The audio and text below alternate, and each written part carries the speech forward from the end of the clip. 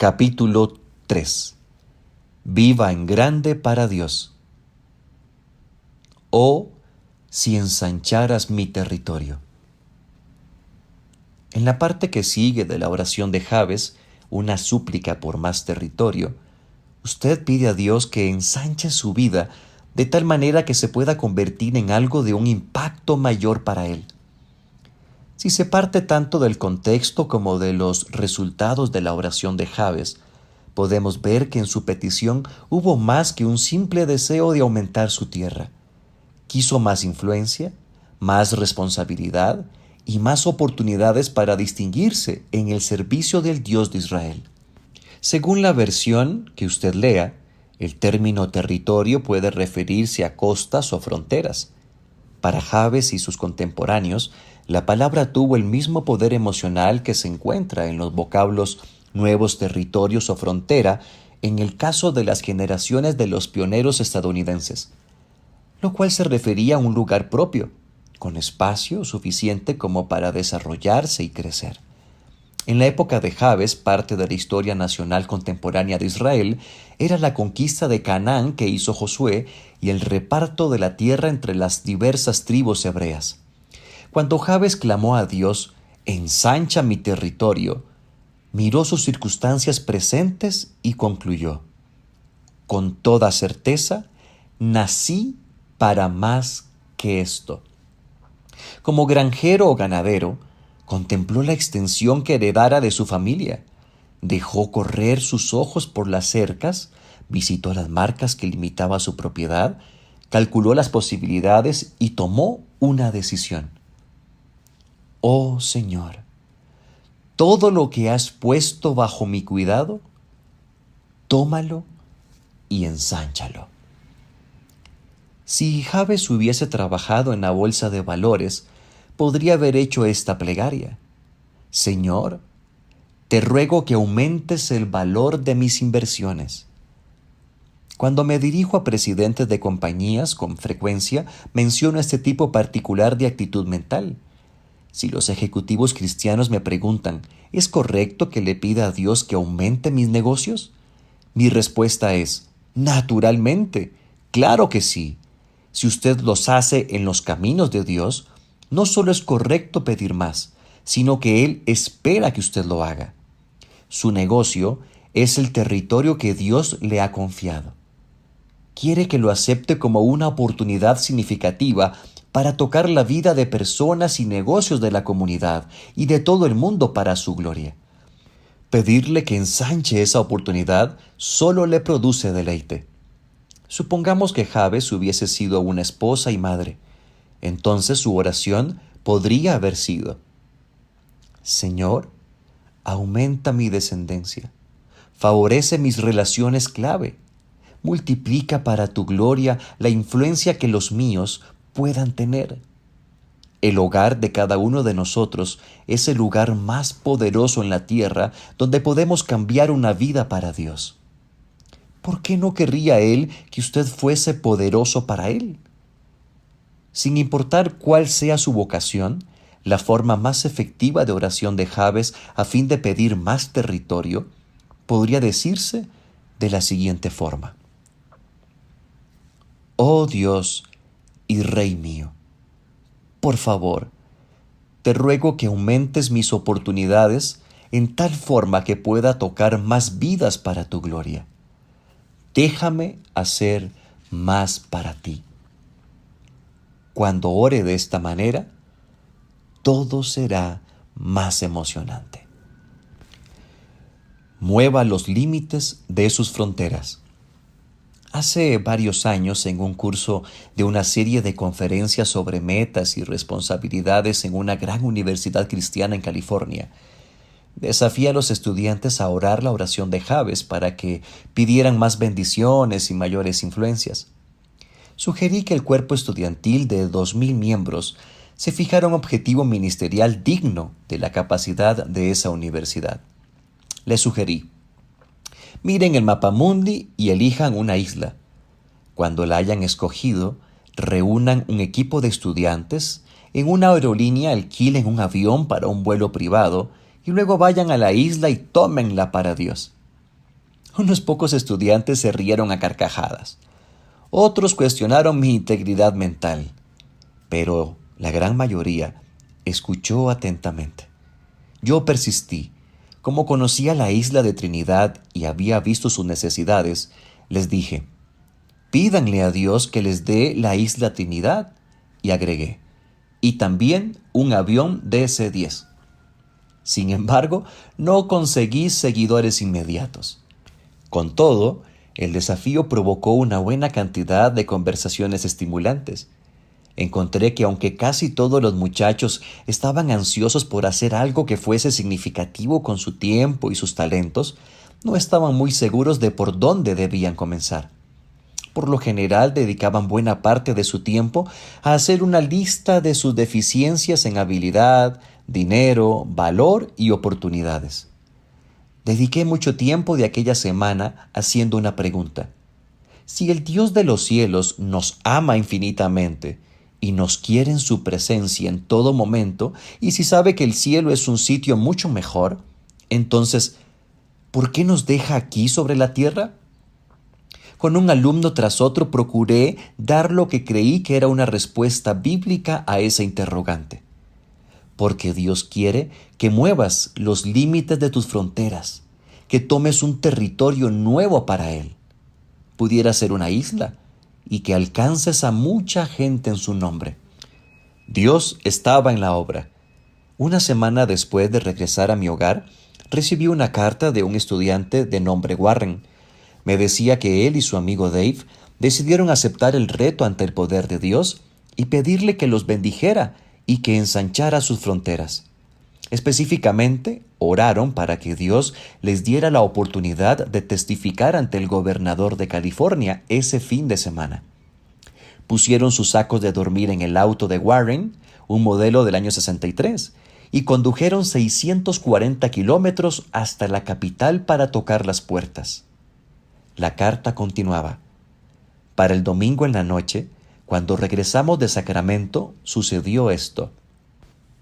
Pudimos hablar de nuestra fe a 2 empleados en una gasolinera, a 4 guardias de seguridad, al jefe de la Guardia Nacional de los Estados Unidos, al director del Departamento de Salud, Educación y Bienestar Social del Estado de California, al jefe de la Patrulla de Carreteras de California, al secretario del gobernador y, por último, al mismo gobernador. A medida que Dios nos permite crecer, estamos agradecidos con Él, pero al mismo tiempo sentimos que morimos de miedo. Otra vez, gracias por desafiarnos. Esto no fue sino el principio. En las semanas y meses que siguieron, la visión para ensanchar los territorios inundó el recinto de la universidad. En el otoño, un equipo estudiantil dirigido por Warren y Dave habían organizado un gran proyecto misionero para el verano siguiente. Lo denominaron Operación Javes. El objetivo, reunir un grupo autofinanciado de estudiantes como obreros cristianos, alquilar un avión de propulsión a chorro y, lo adivinaron, ¿verdad?, volar a la isla de Trinidad a fin de ministrar allí durante todo un verano. Y exactamente así lo hicieron. En efecto, 126 personas, en su mayoría estudiantes y unos pocos profesores universitarios, constituyeron el grupo de misioneros. Cuando el avión despegó con su carga completa desde Los Ángeles, la Operación Javes se ufanaba de contar con equipos entrenados listos para ministrar por medio de dramas, ayudantes en la industria de la construcción, escuela bíblica de vacaciones, música y visita a los hogares. El rector de la universidad designó a la Operación Javes como la empresa más significativa para el ministerio estudiantil en toda la historia de la institución. Y todo se originó simplemente en 2 estudiantes que le pidieron a Dios ensanchar sus territorios. Y Él así lo hizo. Una oración pequeña produjo mapas nuevos en los límites de las fronteras y repercutió en las vidas de miles de personas. Creo que esta es mi cita. La oración de Jabes es una petición revolucionaria, así como es sumamente raro oír que alguien ruega, por favor, Dios, bendíceme. Es también muy extraño que alguien suplique, oh Dios, te pido que me des más ministerio. Casi todos creemos que nuestras vidas ya están más que llenas, pero cuando, en fe, usted comienza a pedir más ministerio, acontecen cosas muy sorprendentes. A medida que se ensanchan sus oportunidades, también su capacidad y sus recursos aumentan de modo sobrenatural. De manera muy precisa, sentirá el placer que Dios experimenta con sus peticiones y la prisa que Él tiene para llevar a cabo grandes cosas por medio de usted. Las personas aparecerán en su puerta o en la mesa contigua a la suya. Comenzarán a decir cosas que hasta a ellas mismas les sorprenderán. Van a preguntar algo, ni siquiera están seguros de qué, pero confían en tener una respuesta. A esta clase de encuentros les llamo citas Jabes. Recuerdo la primera vez que tuve una. Estaba en un sitio lleno de sorpresas, a bordo de un barco anclado en la costa de Turquía. Viajaba solo para conocer y evaluar una compañía de turismo especializada en llevar grupos alrededor del Mediterráneo para seguir las huellas de la iglesia primitiva. A bordo, habíamos tenido días hermosos con mucho tiempo que me permitía trabajar en diversos proyectos, pero me sentía más solitario con el paso de los días. La mañana en que anclamos en Patmos, la isla donde Juan escribió el Apocalipsis, toqué fondo. En lugar de seguir el paseo bajo la dirección del guía, recorrí las calles del pequeño puerto y me puse a hablar con el Señor. Señor, sabes que me siento nostálgico y débil, oré, pero quiero ser tu siervo. Incluso ahora, ensancha mis fronteras. Envía a alguien que me necesite. Al entrar a una plaza pequeña, ocupé una mesa de un restaurante al aire libre y pedí una taza de café. Pocos minutos más tarde, oí la voz de un hombre detrás de mí. ¿Usted viene en el crucero? Al levantar el rostro vi un hombre joven que caminaba hacia mí. Sí, le respondí. ¿Y usted? ¿De dónde viene? Contestó que era un estadounidense que vivía en la isla, y luego preguntó si podía sentarse a mi mesa. Se llamaba Terry. En el curso de pocos minutos se puso a contarme su historia. Resultó que su matrimonio estaba por terminar. En realidad, ese era el último día, pues su esposa le había dicho que se iba al atardecer. Ustedes saben lo que pensaba en ese momento, ¿verdad? Muy bien, señor. Creo que esta es mi cita Jabes, y la acepto. Le pregunté, Terry, ¿quiere que su esposa se vaya? No, respondió él. ¿Está dispuesto para aceptar un par de ideas? Ante la respuesta, supe que era la confirmación del Señor para otra experiencia Jabes. Dediqué la hora siguiente a compartirle varios principios bíblicos clave para tener un matrimonio feliz. Terry no había oído ninguno de ellos antes. Cuando terminé, él estaba tan ansioso de probar estos principios y ver si tenía una oportunidad de salvar su matrimonio, que saltó de alegría para irse y ponerlas en práctica inmediatamente. Escuche, Terry, le dije. En realidad, hoy mismo quiero enterarme de cómo sigue todo entre usted y su esposa. Cualquier cosa que suceda, venga al barco antes que zarpemos para que me cuente. ¿Está bien? Estuvo de acuerdo. Agitó la mano y se fue. Hacia el atardecer, todos habían vuelto a bordo. Anduve por la cubierta mientras esperaba. Aún me sentía solo, como frustrado, y empecé a imaginarme cosas que podían haber sucedido en el interior de Terry al finalizar nuestra charla. Cuando el capitán ordenó el toque de sirena definitivo que anunciaba nuestra partida, me fui a la popa del barco donde los marineros se ocupaban en retirar las amarras de la nave. Y allí, en carrera hacia nosotros, a lo largo de la playa, venía una pareja de jóvenes tomados de la mano. Cuando se acercaron lo suficiente para distinguir que me inclinaba sobre la borda, comenzaron a gritar: ¡Funcionó! ¡Funcionó! ¡Otra vez estamos juntos! El resto del viaje estuve tan alegre y lleno de gozo por lo que Dios había hecho, que me sentía como si flotara desde el barco sin ayuda de ninguna clase. Dios concertó un encuentro entre aquel joven y yo, y Él nos puso uno frente al otro desde el momento en que supliqué por una vida con mayor disposición para su servicio. Viva de acuerdo a las matemáticas de Dios. Sin importar cuáles sean nuestros dones, cultura académica o vocación, nuestro llamado es hacer la obra de Dios sobre la tierra. Si quiere, se le puede llamar vivir nuestra fe para los demás, ministerio o el trabajo diario de todo cristiano. Pero cualquier nombre que se le quiera dar, Dios busca personas que quieran siempre hacer más. Porque tristemente casi todos los cristianos parece que se niegan a vivir en este nivel de bendiciones e influencia. Para casi todos nosotros, la ambivalencia se origina en la consecución correcta de las cifras, pero con una práctica pésima de la aritmética.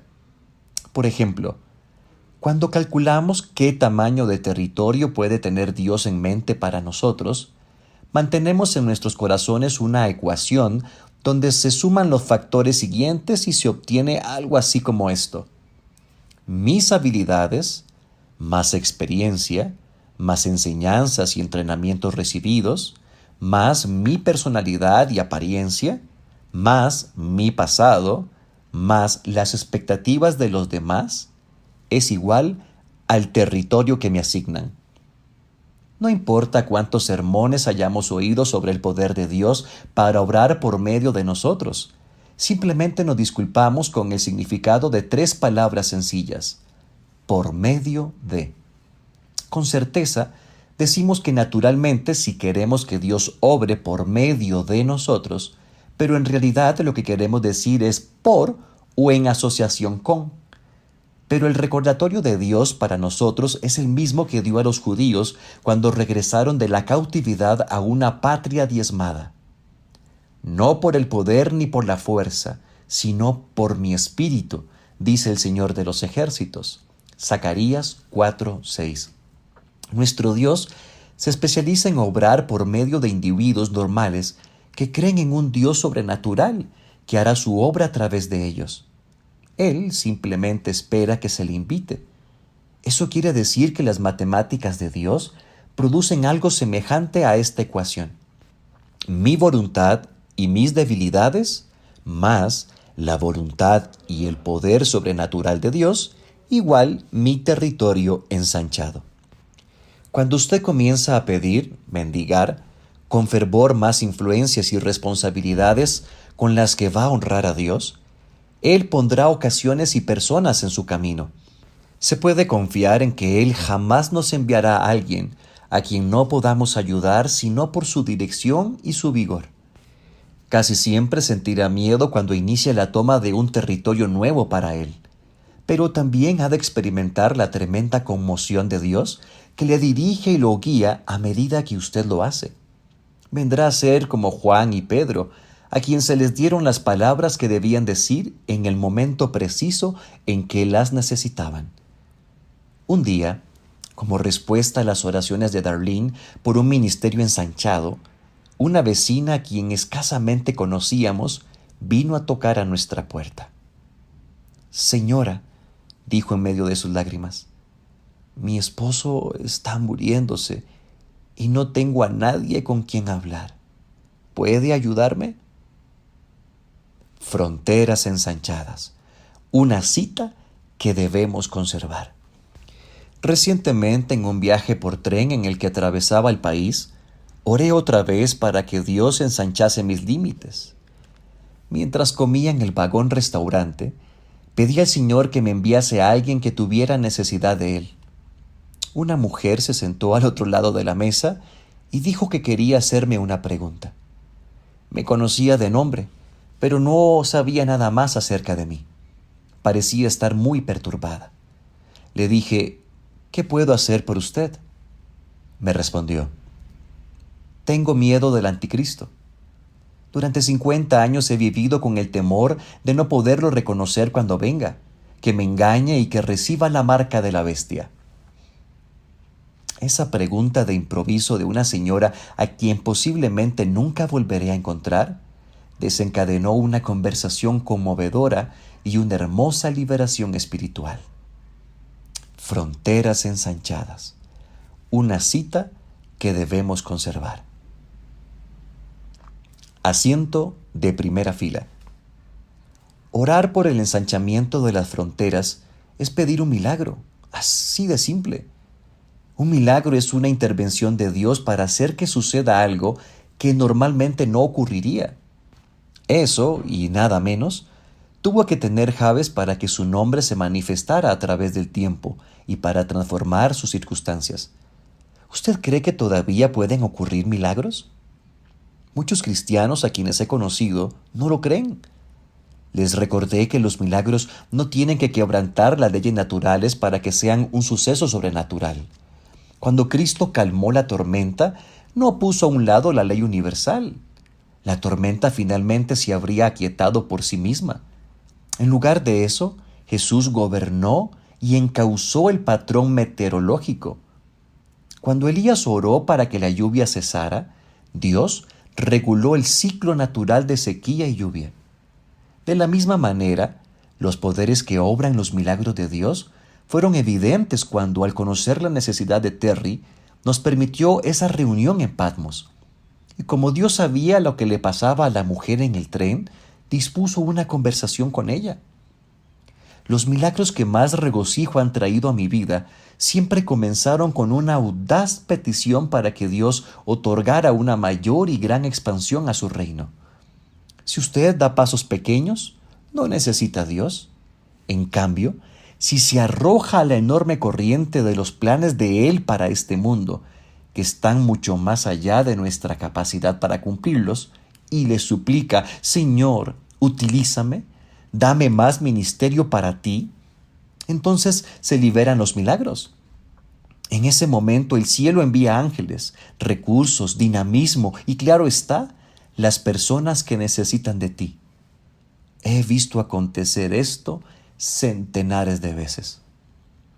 Dios siempre interviene cuando usted da prioridad a los propósitos de Él antes que a los suyos, y usted se esfuerza en cumplirlos.